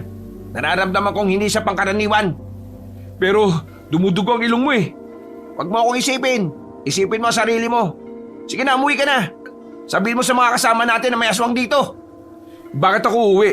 Hindi naman ako natatakot dyan eh. Basta, sundin mo na lang ako. Walang nagawa si Ronelio. Tumakbo na ito pabalik, habang si Lemuel naman ay hinarap ang babae. Unang kita ko pa lang sa'yo noon. Hindi na maganda loob ko sa presensya mo eh. Tama lang pala na sinungitan kita noon. Hindi kita kilala. Pero ganun pa man, ang mahalaga, nasa iyo ang mutya. Kukunin ko yan sa'yo. Hindi mo ako kilala? Sige, ipapakilala ko sarili ko sa'yo. Ako ang apo ng... Hindi na kailangan. Mamamatay ka na rin naman ngayon. Biglang nagbago ang anyo ng dalaga. Nagpakita ito ng malapad na pakpak. Pumangit na rin ang mukha nito. Bago man ito makalusob sa kanya, pinagalaw ulit ni Lemuel ang mga kahoy. Humambalos ito ng maraming beses sa babaeng aswang. Pero sa mga puntong yon, tila hindi na tinabla ng babae. Kaya naman nakaramdam ng pagkataranta ang binata. Hinugutan niya ang kanyang espada. Bumuntong hininga siya at pilit nilakasan ang loob. Hindi nagagana sa akin ang ginawa mo nung una. Ganun ba? Sige! Sinubukan ni Lemuel na magsagawa ng isang matinding konsentrasyon. Pero hindi pa man siya nakakatapos, umatake na agad ang babaeng aswang. Nahawakan siya nito sa leeg. Itinaas siya sa ere. Nang tangkain niyang pumalag ay hinambalo siya nito sa lapag. Halos hindi makahinga ang binata sa mga sandaling yon.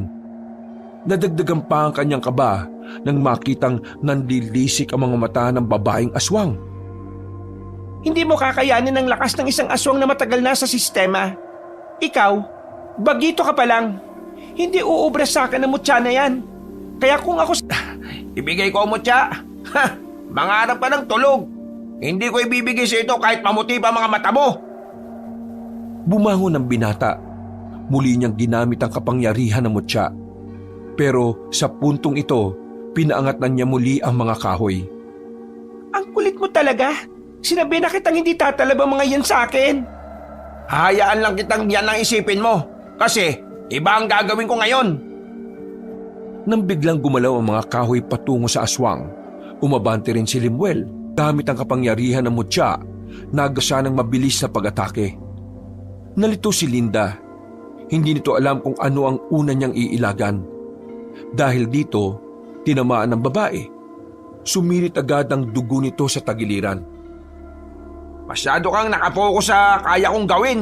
Nakakalimutan mong isipin kung ano yung mga hindi mo kayang gawin. Kaya naman, hindi mo napaganda ng taktika na naisip ko. Ang dami mong satsat. Nakaisa ka lang?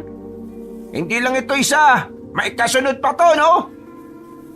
Nang lumingon si Linda sa likuran, sunod-sunod namang tumama ang mga malalaking bato sa mukha niya. Kasunod nito, muling lumapit ang binatang si Limuel. 2 beses nitong nahiwa si Linda sa katawan. Dahilan para lumipad na muna ito patungo sa taas ng nalagas na puno. Oh, walang problema. Bakit parang kinakabahan ka na, ha? Hindi ako makapaniwala na ang isang taong walang alam ay nakakagamit ng isang mutya. Alam mo kung ano ang hindi mo alam? Ako ang nakasaad sa propesiya ng mga batala. Hindi ko rin alam kung bakit ako Pero wala Ako raw ang napili Hindi pa tayo tapos. Babalikan kita. Sabi mo sa amo mong si Apong, hihintayin ko siyang lumitaw. Hihintayin ko ang pagtutos naming dalawa. Alam mo ka mga muni ng pinuno. Akala mo kung sino ka? Bagito ko pa para humarap sa pinuno. Hindi na nagsalita pa si Limuel. Lumipad na rin palayo ang babaeng aswang. Sakto namang kararating lang nila Ronelio kasama ang iba pang miyembro ng samahan. Oh, bakit mo pinatakas? Anong gusto mo? Lumipad ako. Nagawa mo siyang patrasin? Malakas siya. Kung palakasan ng usapan. Hindi ako mananalo sa kanya dahil kulang pa talaga ako sa karanasan. Ginamit ko lang yung utak ko kaya ako siya nadali. Pero kailangan natin maganda Binuhay ko siya para mapaabot niya sa binuno nilang handa tayong lumaban. Pambihira ka. Di magagalit ang pinuno nila. Baka biglayin na lang nila tayo. Wala naman na tayong magagawa Gagawa sila ng pag-atake sa kahit anong oras nila gusto. Pero ang mahalaga ngayon, alam nilang hindi tayo basta-basta aatras. Sindakan ng laban. Sumang-ayon na lamang sila kay Limuel. Pagkatapos ng sandaling yon, tumuloy na rin ang magpinsan sa kanilang pupuntahan. Nakabalik din naman sila ng matiwasay, dala ang karne na pinapakuha sa kanila. Kinabukasan, naramdaman agad nila ang galit ng mga aswang. Mabilis na kumalat ang balitang maraming magsasaka ang biniktima ng mga aswang. Mabuti na lamang ay wala ni isa sa kanila ang namatay. Sugatan ng mga yon, pero maswerteng hindi naman malala ang kanilang mga galos.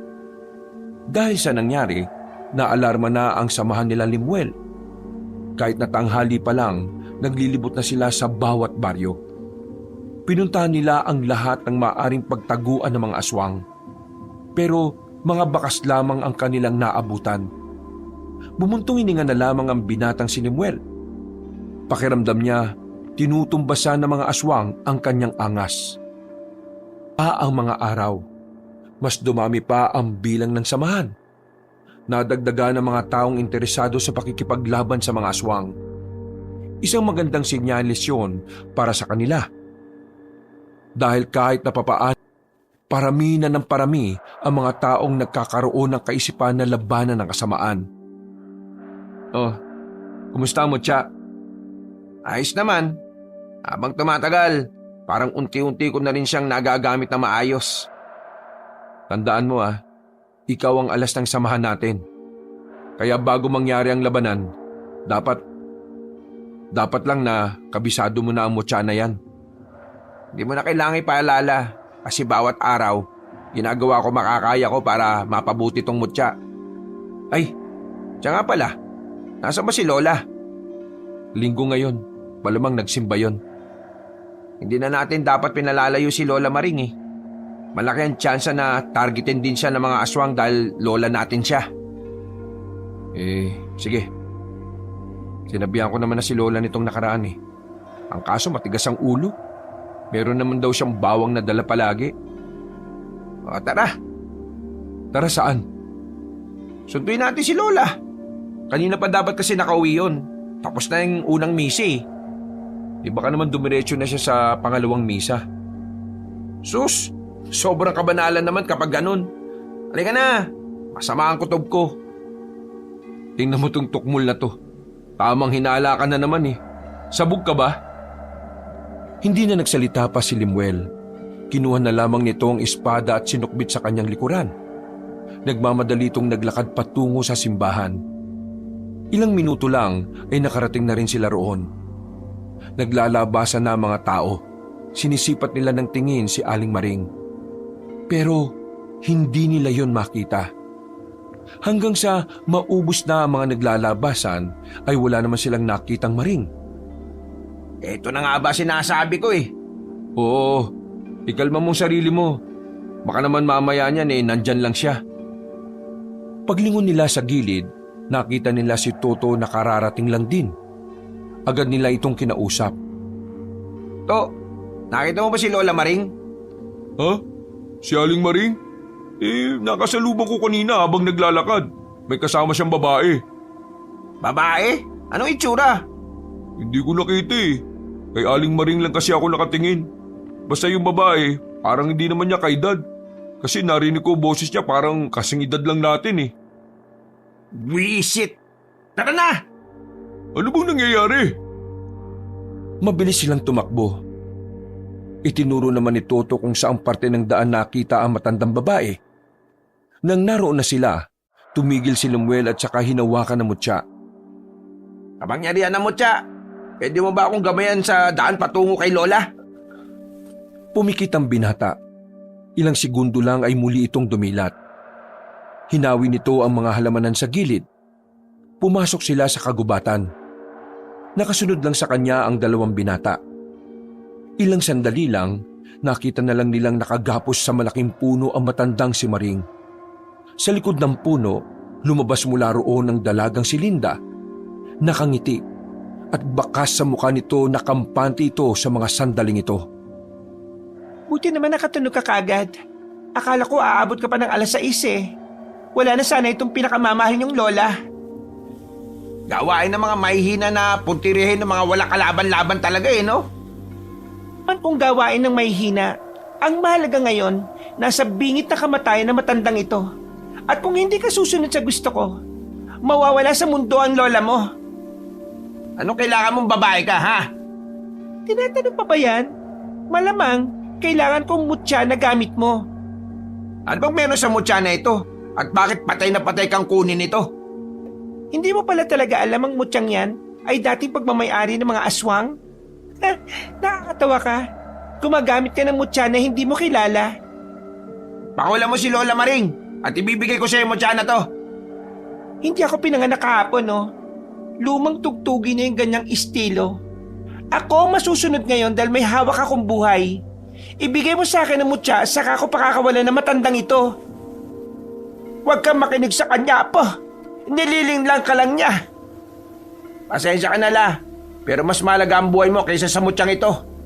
Hindi pwede, Apo. Paano ang buhay ng nakakarami?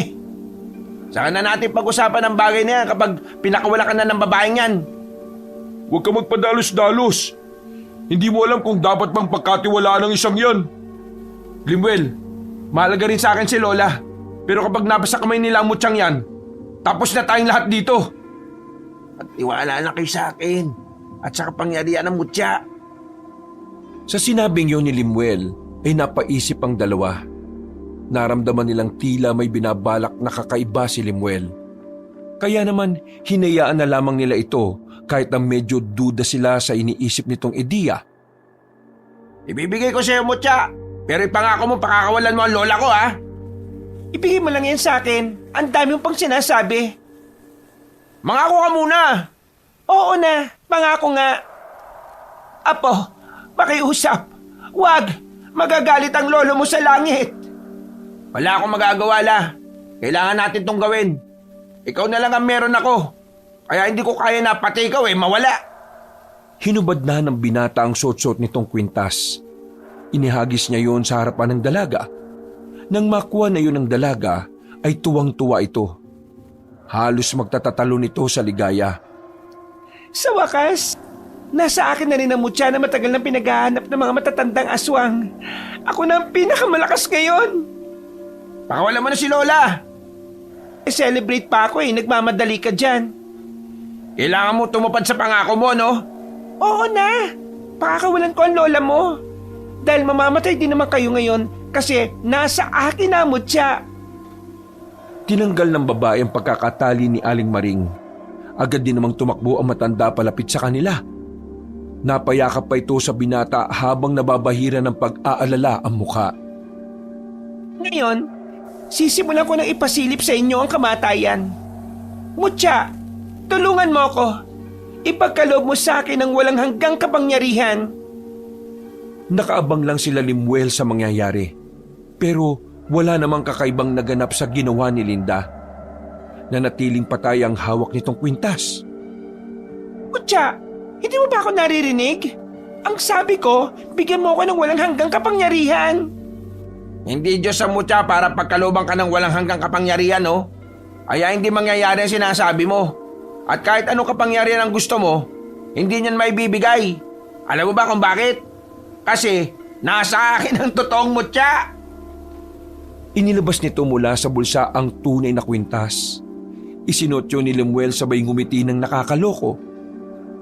Pero tunay na mutya nakikita ko kanina. Paano nangyari to? May kakayaan ng mutya na gumawa ng isang ilusyon na hindi basta-basta mapapansin ng aswang na kagaya mo.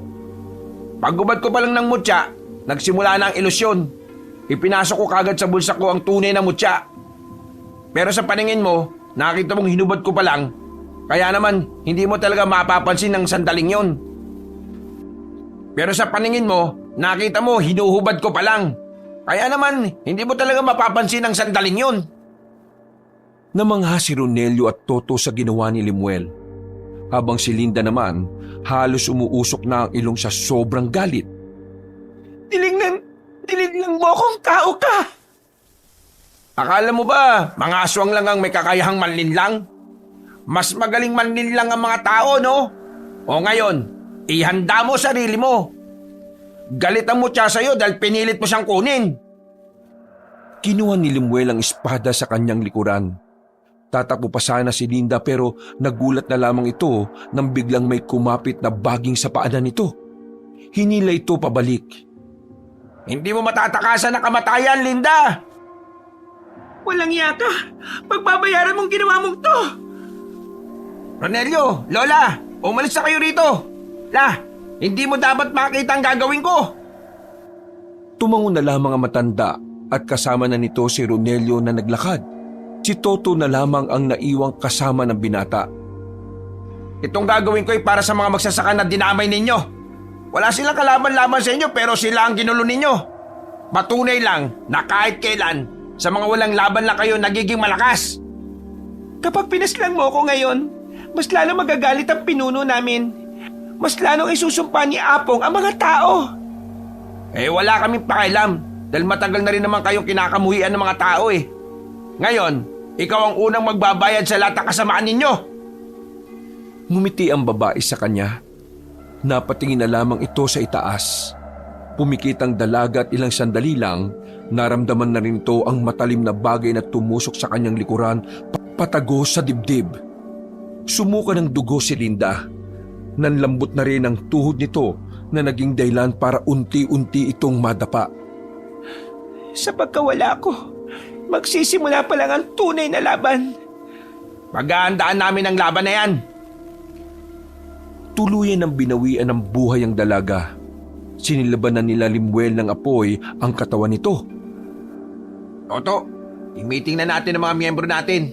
Nararamdaman ko, ngayong gabi rin magaganap ang labanan. Ihanda ko na lahat.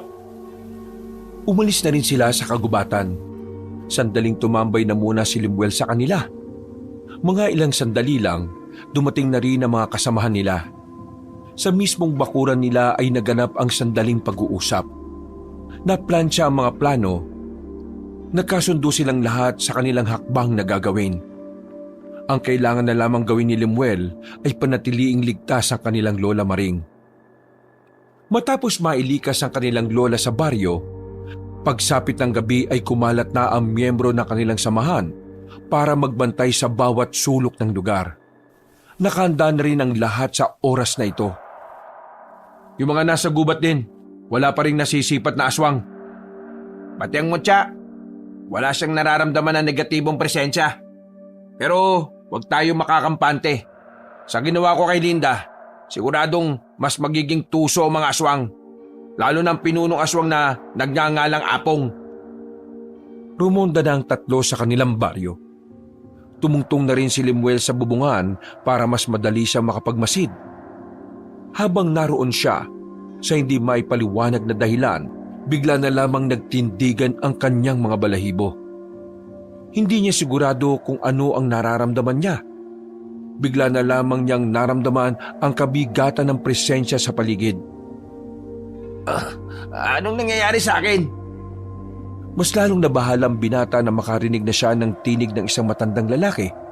Pero hindi naman niya alam kung saan nanggagaling ang boses na yon. Para bang nasa loob ng utak niya. Ha? Nasaan ka? Lumabas ka!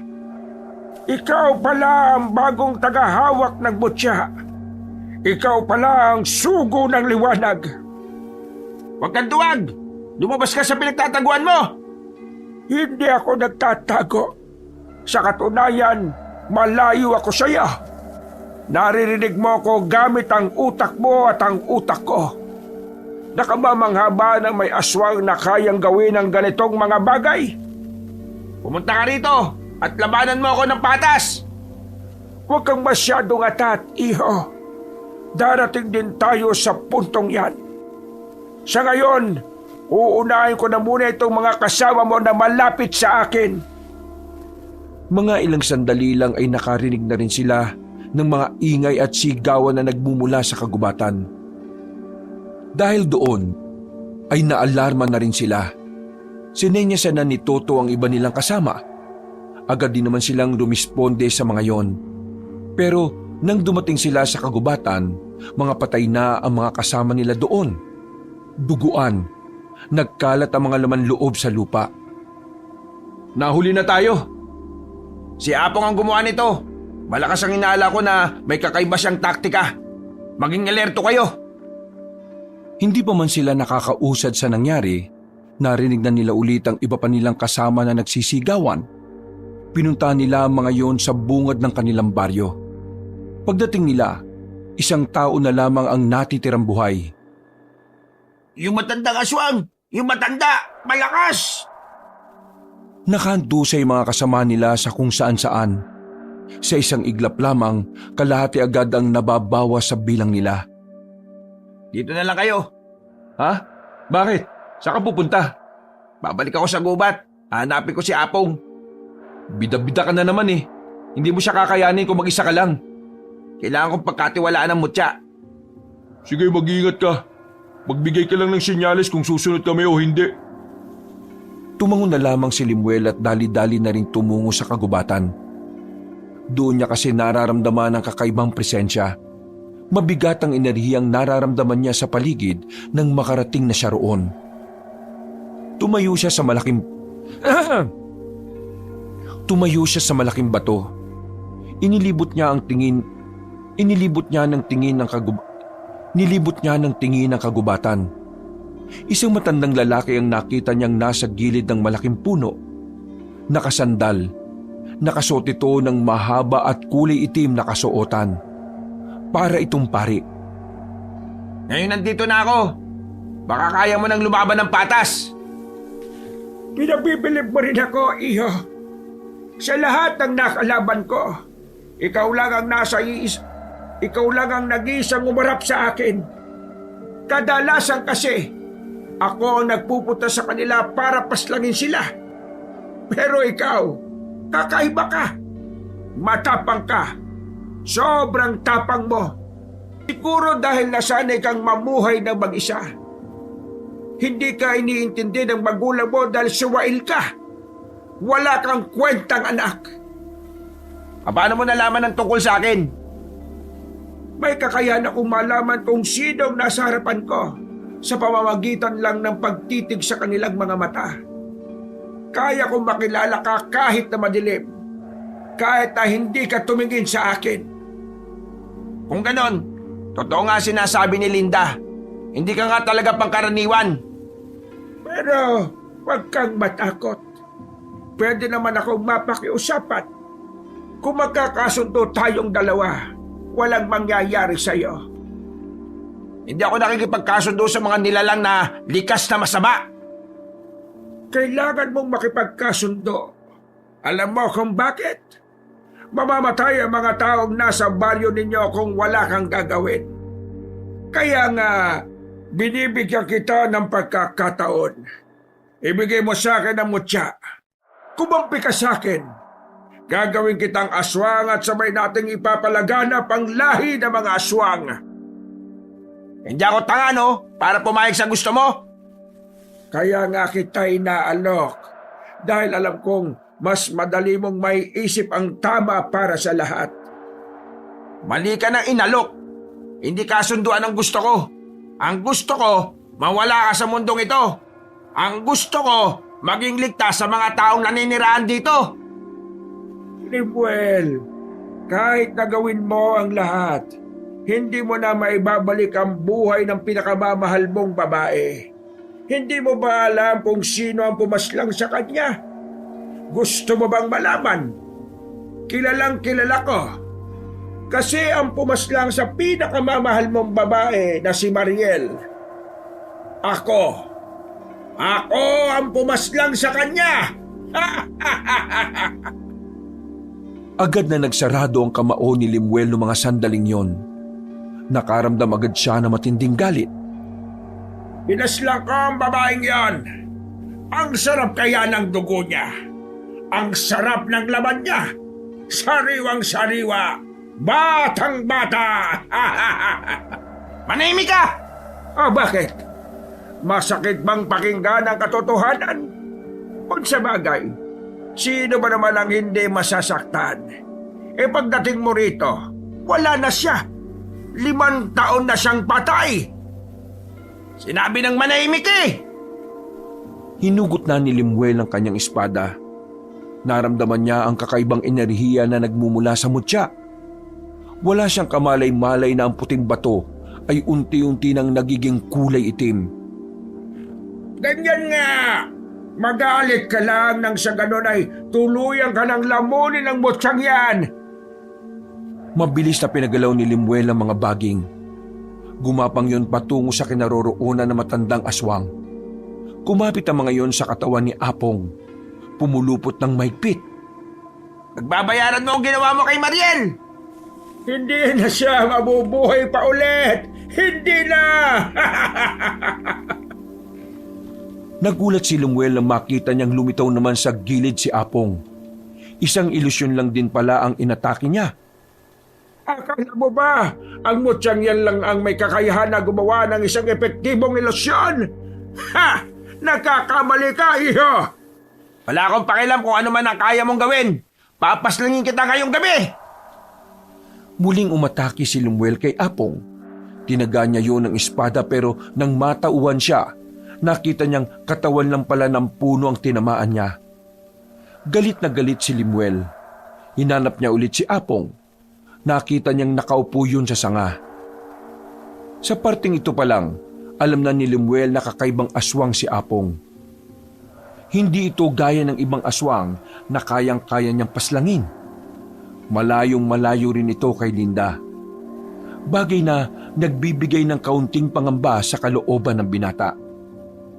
Hindi mo ako mapapaslang kung hindi mo alam kung paano gamitin ng maayos ang mutya. Maghihirap ka lang. Hindi ikaw ang tunay na may-ari niyan. Hindi tao, kundi mga aswang. Mga aswang ang tunay na tagapangalaga ng mutya na yan. Kaya habang hindi pa nauubos ang pasensya ko, ibigay mo na sa akin ang mutya na yan, iho! Mas lalong napipiko ng binata. Gustong-gusto niyang tapusin ang buhay ni Apong. Pero hindi naman niya alam kung papaano. Masyado nang nangingibabaw ang galit sa kanyang kalooban kaya hindi siya makapag-concentrate. Kailangan niyang magising at matauhan. Dahil kung hindi, mawawala siya sa sarili na maaaring maging dahilan ng kanyang kamatayan. Iho! Ang mundong ito ay malupit sa mga kagaya mong mangmang sa... Ang mundong ito ay malupit sa mga kagaya mong mangmang sa tunay na nangyayari sa lipunan.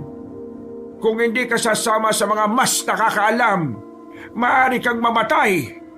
Kaya naman, huwag ka nang magdalawang isip. Sumama ka sa akin. Ibigay mo na ang mutya at magkakaroon ka ng walang hanggang buhay. Hindi ako sasama sa isang nilalang na pumaslang sa pinakamamahal kong babae. Muling umatake si Lemuel. Nagawa niya makatalo ng mataas para lapitan si Apong. Tinamaan niya ang matanda sa braso. Sa puntong ito, sigurado na siyang hindi yun isang ilusyon. Ang kaso nga lang, tila hindi naman tinabla ng matandang lalaki.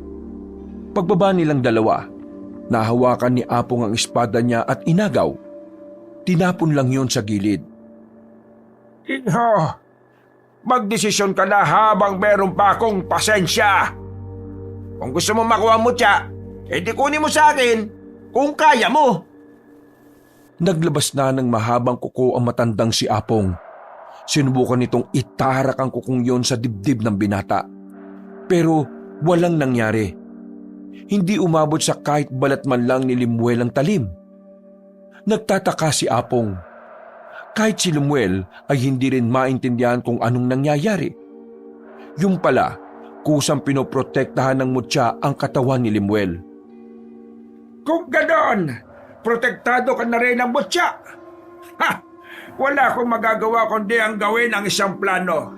Alam mo ba kung anong sinasabi ko?